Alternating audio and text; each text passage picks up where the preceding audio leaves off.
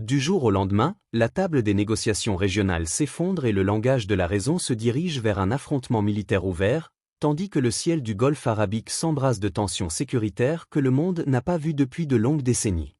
Au cœur de cette tempête géopolitique sombre émerge une position politique claire et ferme qui ne tolère aucune division. Un communiqué urgent est émis, des vols commerciaux sont soudainement annulés, et des ambassades nationales entrent en état d'urgence maximale. Qu'ont capté les radars diplomatiques précis? Et pourquoi l'État a-t-il décidé d'agir avec ce poids stratégique considérable précisément à ce moment sensible? Attachez bien vos ceintures, car aujourd'hui nous n'allons pas lire les nouvelles superficielles, mais décoder les énigmes complexes de ce qui se passe derrière les portes closes. Mais avant de plonger dans les secrets de cette escalade dangereuse, assurez-vous de vous abonner à la chaîne, d'activer la cloche pour recevoir toutes les analyses approfondies, et bien sûr, n'oubliez pas d'appuyer sur le bouton like. Entrons directement au cœur du sujet intrigant. Au cours des dernières heures, le ministère des Affaires étrangères algérien a publié un communiqué officiel qui porte en ses plis des messages codés allant au-delà d'une simple expression de la position traditionnelle habituelle. Le communiqué parle clairement d'un profond regret face à l'échec soudain des discussions irano-américaines qui se déroulaient sous une médiation discrète du sultanat d'Oman. Mais arrêtons-nous ici quelques secondes seulement pour nous interroger en profondeur, pourquoi cette précision sur le parcours de la médiation omanaise en particulier à ce moment? La diplomatie nationale, comme elle nous y a toujours habitués à travers l'histoire, ne parle pas au hasard et ne jette pas les mots à la légère dans les forums internationaux. Cette référence reflète une compréhension stratégique profonde de l'ampleur de l'opportunité en or perdu. Il y avait en effet des espoirs réels et tangibles pour épargner à toute la région une guerre destructrice et totale.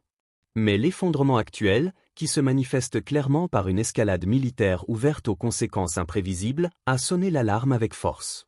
Bien, qu'est-ce que cet avertissement direct signifie pour la scène régionale globale? Cela signifie clairement que le décideur lit la scène complexe avec ses dimensions catastrophiques avant qu'elle ne se produise réellement, et qu'il réalise pleinement que la sécurité de la région du Golfe arabique n'est en aucun cas isolée de la sécurité et de la paix internationale globale.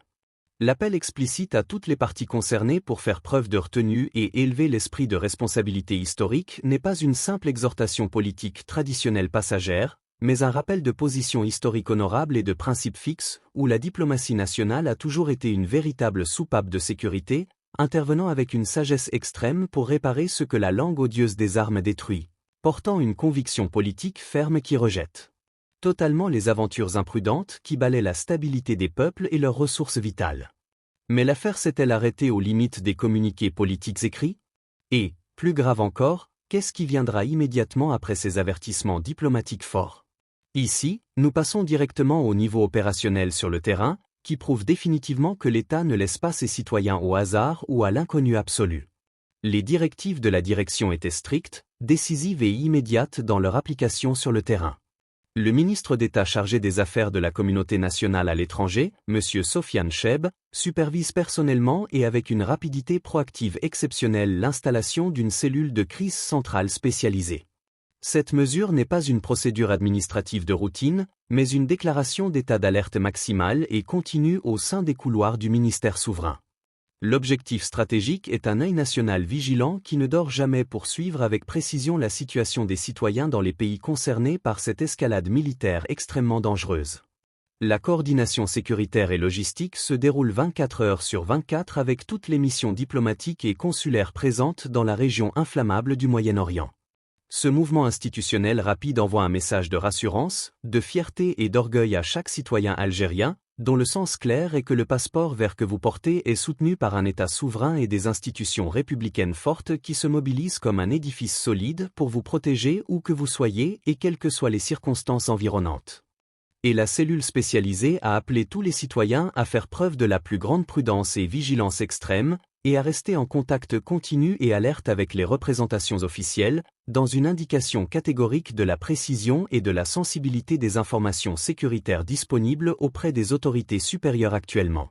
L'image globale de la scène n'est pas encore complète et il y a d'autres surprises à venir. Tandis que la diplomatie travaille activement sur les lignes de front avancées, des décisions souveraines décisives étaient prises dans d'autres secteurs vitaux, reflétant clairement la gravité de la situation sur le terrain en escalade.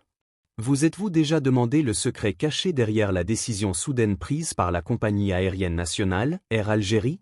Celle-ci a annoncé dans une décision stratégique décisive et stricte l'annulation de tous les vols programmés aller-retour vers la capitale Oman, la ville de Dubaï et la capitale qatari Doha. Ce développement exceptionnel et urgent annoncé courageusement par la compagnie nationale nous place face à face avec une réalité géopolitique terrifiante et extrêmement complexe. L'espace aérien régional au Moyen-Orient dans son ensemble n'est plus un endroit sûr pour l'aviation civile du tout. La décision rapide de la compagnie n'est pas une simple mesure commerciale passagère ou de routine, mais une décision souveraine pure liée étroitement à des évaluations sécuritaires et de renseignement d'une extrême précision de la situation sur le terrain actuel et futur proche. La sécurité physique bien sûr et la sécurité globale sont la ligne rouge large qui ne tolère aucune compromission ou négligence, même si cela coûte au groupe des pertes financières et économiques temporaires et douloureuses. La compagnie nationale a mis à disposition des numéros de téléphone pour un contact rapide et s'est excusée avec une transparence absolue auprès de ses chers clients, car la protection des vies humaines prime toujours et à jamais sur toute autre considération matérielle ou commerciale dans la conviction de l'État. Et ici, à ce moment décisif précisément, nous arrivons enfin à la pièce manquante dans cette scène régionale complexe. L'information stratégique que nous révélons est pour relier des lignes et des fils épars ensemble. Pourquoi une décision exceptionnelle et ferme a-t-elle été émise par une ambassade nationale spécifique au cœur de la région du Golfe? L'ambassade d'Algérie en État du Qatar a annoncé officiellement la suspension complète de tous les services consulaires à partir du lundi 2 mars et jusqu'à nouvel ordre non spécifié. Cette décision sans précédent nous donne un indicateur réel et précis de l'ampleur de la tension sécuritaire et de l'escalade des risques dans cette région sensible du monde. L'ambassade a clairement lié la reprise de son travail quotidien à l'amélioration des conditions sur le terrain et à l'émission de nouvelles instructions sécuritaires des autorités centrales compétentes dans la capitale. Et cette fermeture temporaire révèle avec force que nous sommes face à une crise régionale prolongée et ouverte à toutes les possibilités, et non une simple nuage d'été politique passager qui disparaît rapidement.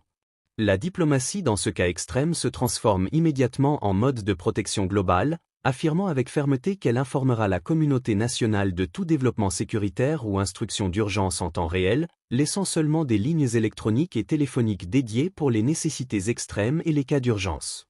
Donc, nous sommes face à une scène nationale complète et vraiment impressionnante, une diplomatie sérieuse qui avertit et anticipe les crises avant qu'elles ne se produisent, une cellule de crise gouvernementale qui travaille en silence et avec professionnalisme pour protéger les citoyens à l'étranger, une compagnie aérienne nationale qui ferme courageusement les lignes dangereuses, et des ambassades qui prennent des mesures sécuritaires proactives strictes.